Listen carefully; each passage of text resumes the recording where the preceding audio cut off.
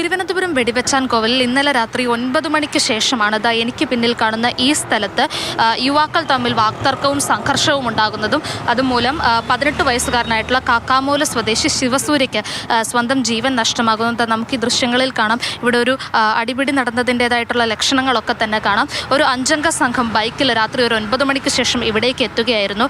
അതിനുശേഷം ഇവിടെ വെച്ചൊരു വാക്തർക്കം ഉണ്ടാവുകയായിരുന്നു. ആ വാക്തർക്കം പിന്നീട് കയ്യാങ്കളിയിലേക്ക് കടക്കുകയായിരുന്നു. അപ്പോഴാണ് കൂട്ടത്തിലൊരാൾ ശിവസൂര്യനെ കടയുടെ ഗ്ലാസ് ഡോറിലേക്ക് പിടിച്ച് തള്ളുന്നത്. ശിവസൂര്യ വന്ന് വീണ ആ ഒരു ആഘാതത്തിൽ ചില്ല് തകർന്ന് താഴേക്ക് വീഴുകയായിരുന്നു.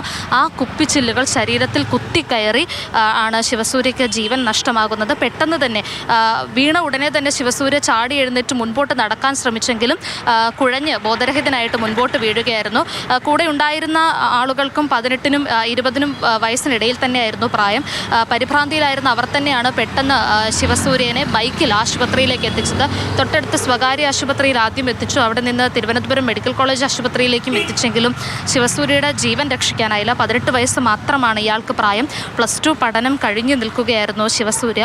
ഈ സംഭവവുമായി ബന്ധപ്പെട്ട് അജിത്ത്, കാർത്തിക്, ആരോമൽ എന്നിങ്ങനെ 3 പേരെ പോലീസ് നിലവിൽ കസ്റ്റഡിയിൽ എടുത്തിട്ടുണ്ട്. ഇവരെ കൂടുതൽ ചോദ്യം ചെയ്തതിന് ശേഷം മാത്രമേ എന്താണ് ഇത്തരത്തിൽ സംഭവിക്കാനുണ്ടായ കാരണമെന്ന് വ്യക്തമാവുകയുള്ളൂ. ഒരു വർഷം മുൻപ് ഇവർ തമ്മിൽ ഫുട്ബോൾ കളിയുമായി ബന്ധപ്പെട്ട് എന്തോ ഒരു തർക്കമുണ്ടായിരുന്നു. അതുമായി ബന്ധപ്പെട്ട് തന്നെയാണ് ഇന്നലെ ഒരു സംസാരം തുടങ്ങിയതും അത് പിന്നീട് കയ്യാങ്കളിയിലേക്ക് കലാശിച്ചതും. അവരെ കൂടുതൽ ചോദ്യം ചെയ്യുകയാണ്. അതിനുശേഷം ചോദ്യം ചെയ്യലും തെളിവെടുപ്പിനും ഒക്കെ ശേഷം മാത്രമേ കൂടുതൽ എന്താണ് കൃത്യമായി ഈ ഇത്തരത്തിലൊരു സംഘർഷത്തിലേക്ക് നയിച്ച കാരണമെന്ന് വ്യക്തമാകും.